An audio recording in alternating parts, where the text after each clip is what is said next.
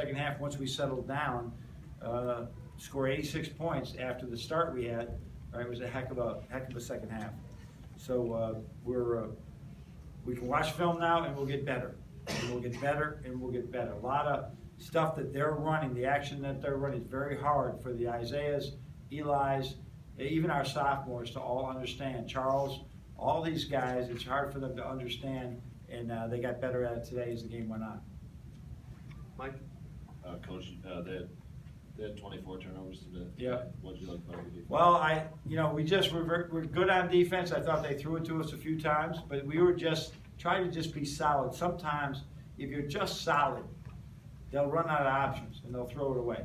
And that's really what happened. I mean, we weren't trapping. We were just playing straight, good, hard pressure defense, making them to try to take away the three ball. They made 8 threes. And every one of them, I think it was like a kick out where we overhelped.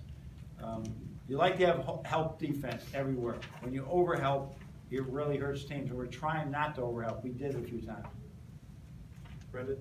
Charles had like 13 or 34 shots in the first half. Yep. Were you okay with that, or was it? Yeah, he took a couple tough ones, and then, we still got to, I'm pretty fundamental with, they throw you an alley-oop, just make it a two-hand dunk or lay-in, right? So there's a shot there. I mean, we have set up, but we want him to be aggressive now. We do want him to be aggressive. At the same time, he's trying to figure out, he hasn't been in these situations in college and since high school now. It's what, 1, 2, 3, the third year. So he's starting to learn what a good shot and bad shot is. Anyone? John, how beneficial do you think it is to kind of suffer this kind of early punch or this adversity? Oh yeah, I'm glad this was not. I hated it when it was happening. I'm glad that first half wasn't a 25-point first half, and we had to come out. I'm glad now that it was tied with 10 to go. It could have went either way, and we made just enough plays. Isaiah really sparked our defense. Had the 9 assists, so it's good to go through a little bit of that while we continue to just continue to teach and empower them of how you win at this level. Go back to Mike. With the quick turnaround Monday, with a young team like this, do you like that quick turnaround, or would you prefer? I prefer to have like 2 days. I don't want 2 or 3 days before every game, but we have to do it, and there's the only way we could do it and still make a trip to Maui and get these games in with the shortened compressed schedule. So try to really rest tomorrow. Central Michigan plays very differently, where they're going to press the entire game and try and wear us out. Big thing right now is to rest. Hope we've done enough work up to this point to beat and to do some of the things that we could do to beat Central Michigan, that we don't have to practice it too much tomorrow and play our better game tomorrow instead of Monday. We got to be fresh Monday somehow. Andrew? Is it more of a challenge to help a player find what's a good shot when he's as athletic and then sort of has the size that Charles has to see? Yeah, we don't want to take some of that creativity away from him, and so it's just we watch a lot of video, and he'll gradually say, well, and I'll tell him in front of the team, that really is a shot you make every day in practice, right? This is not a shot you make every day in practice. So until you make it every day in practice, you probably shouldn't be shooting it in games. And so we try to get them to just feel like who they are, and then as they grow their game in practice, the leash gets longer and longer and longer. So he's been hitting that little turnaround jump shot against zones all the time, but a couple times he makes plays more difficult than they are. You're so acrobatic. Just keep it simple. And then Duncan had some finishes in transition. Yep. Didn't necessarily see earlier in his career. He did a great job of going coast to coast with one. I think he's in elite shape right now of just living right. Really he lifted, but he's not as heavy as he was last year. We made a concerted effort not to bulk him up and be a power 4-man. That he was going to be a 3-man playing 3, 2, and the 4-man for us. Right in front with Chris. Did you sense Charles was nervous at all? Or I mean, he started 1 for 6, and like you said, he had a couple misses on those tip in and the alley-oop dunk. Did anyone say anything to him? Did you guys try to calm him down? It's been a while since he played. Yeah, like no, you said. that's right. It's been a long time. And when he missed the 2 foul shots, I just said, let's just sit down and watch the game a little bit, because where he's not He's certainly not the greatest foul shooter on the team yet, but he's got a pass to be a really good foul shooter. You know, probably in the 70s and the 80s, which is really good. So he probably, and I think a lot of people would be nervous when you haven't been out there in 3 years and all of a sudden you're playing at Michigan. Go here with Mark. Coach, you've mentioned how your teams usually start the season a little bit slow and then get on once the season goes on.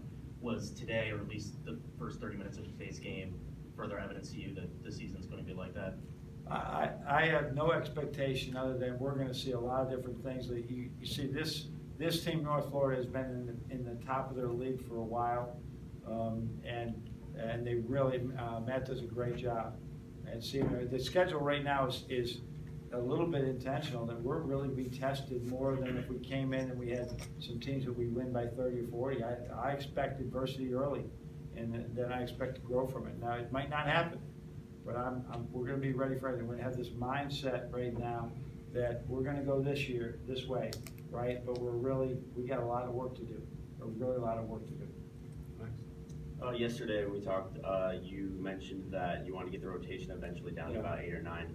Was there anyone on the back end, maybe of that rotation, that stuck out to you as competing for one of those foul spots? No, not really. I'm trying to, the 3 guards, what I'm trying to do is evaluate them, the 3-point guards, because you've got to get Jerron more minutes than he did today, but Xavier is such a great defender that we chose to go with that.